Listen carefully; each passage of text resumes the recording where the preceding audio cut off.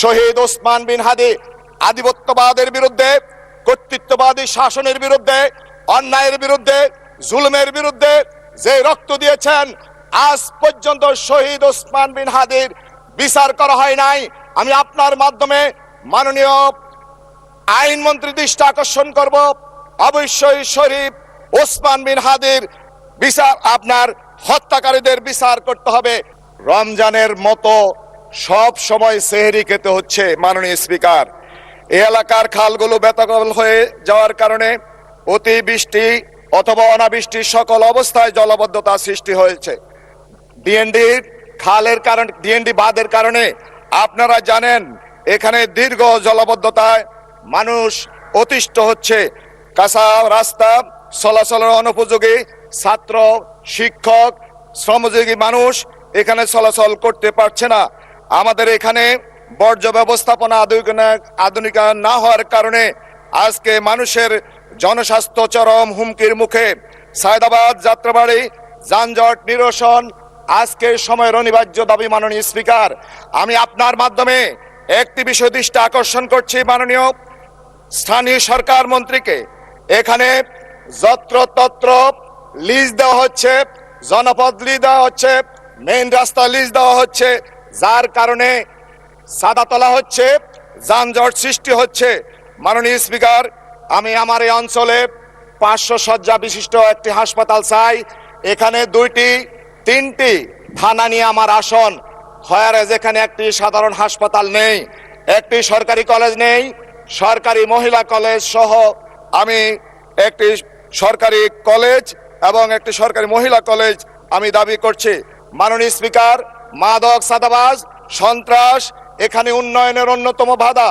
গত ফ্যাসিবাদের সময়ে আমরা প্রতিবাদ করেছি, অনেক মানুষ এখানে খুনের শিকার হয়েছেন।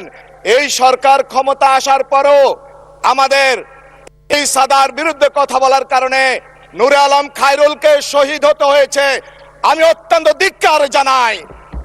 সম্মানিত মাননীয় স্পিকার, আমি শিক্ষা প্রতিষ্ঠানগুলোর আজকে যে জরাজীর্ণ অবস্থা, সাথে সাথে শিক্ষার মান, দুর্নীতি এখানে আকণ্ঠ নিমজ্জিত। আমি আপনার মাধ্যমে মাননীয় শিক্ষামন্ত্রী দৃষ্টি আকর্ষণ করছি, যেখানে 72 জন শিক্ষক দরকার সেখানে 142 জন শিক্ষক কিভাবে থাকতে পারে? মাননীয় স্পিকার, আমরা মনে করি উন্নয়ন কোনো দলীয় বিষয় নয়, উন্নয়ন হচ্ছে মানুষের অধিকার এবং আমার এলাকার জনগণের অধিকার। মাননীয় স্পিকার, আপনি জানেন অন্যায়ের বিরুদ্ধে ভূমিকা রাখার কারণে আমাকে 853 দিন জেলে যেতে হয়েছে, 9 বার জেলে যেতে হয়েছে।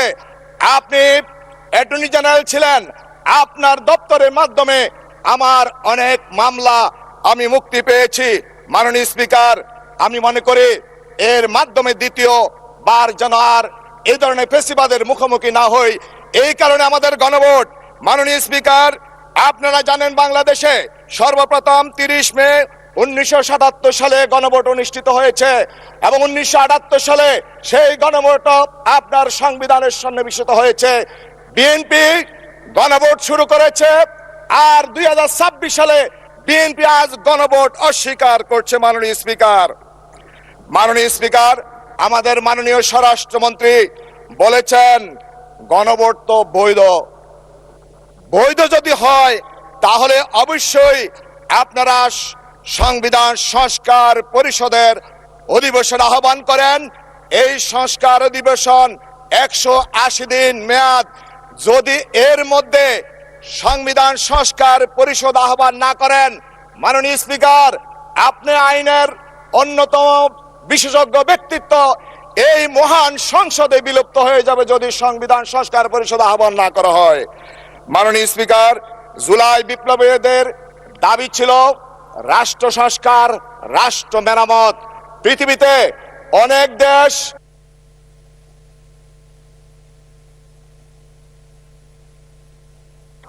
ধন্যবাদ। মাননীয় সদস্য একটু থামেন। মাননীয় সদস্য একটু থামেন, আপনাকে 2 মিনিট সময় দেয়া হলো, বৃদ্ধি করা হলো। ধন্যবাদ। আপনাকে ধন্যবাদ। মাননীয় স্পিকার, জুলাই বিপ্লবীদের যে আকাঙ্ক্ষা ছিল বৈষম্যহীন রাষ্ট্র, আমাদের যারা জীবন দিয়েছেন তাদের যে স্লোগান ছিল আমরা রাষ্ট্র মেরামত চাই, যারা শহীদ হয়েছেন এই রাষ্ট্রকে মেরামত করার জন্য তারা রক্ত দিয়েছেন। রাষ্ট্র যদি এই সংবিধান পরিবর্তন না করে, সংশোধন করে, তাহলে রাষ্ট্র মেরামত হবে না। আমি আপনার মাধ্যমে আমি মহান সংসদে সেই দাবি তুলছি। মাননীয় স্পিকার, আমার মাননীয় সিনিয়র সদস্য ফজলুল হক মিলন সাহেব বলেছেন জুলাই সনদ মানুষের কল্যাণের জন্য, রাজনীতিতে গুণগত পরিবর্তনের জন্য। যদি তাই হয় তাহলে জুলাই গণভোটকে আজকে কেন অস্বীকার করছেন আপনারা মাননীয় স্পিকার? আমরা মনে করি এই সংবিধান সংস্কার পরিষদ গঠন করে মানুষের, আমাদের শহীদদের রক্তের বিনিময় আমরা নিব। আমি আপনার মাধ্যমে একটি কথা বলবো, শহীদ ওসমান বিন হাদি আধিপত্যবাদের বিরুদ্ধে, কর্তৃত্ববাদী শাসনের বিরুদ্ধে, অন্যায়ের বিরুদ্ধে, জুলুমের বিরুদ্ধে যে রক্ত দিয়েছেন, আজ পর্যন্ত শহীদ ওসমান বিন হাদির বিচার করা হয় নাই।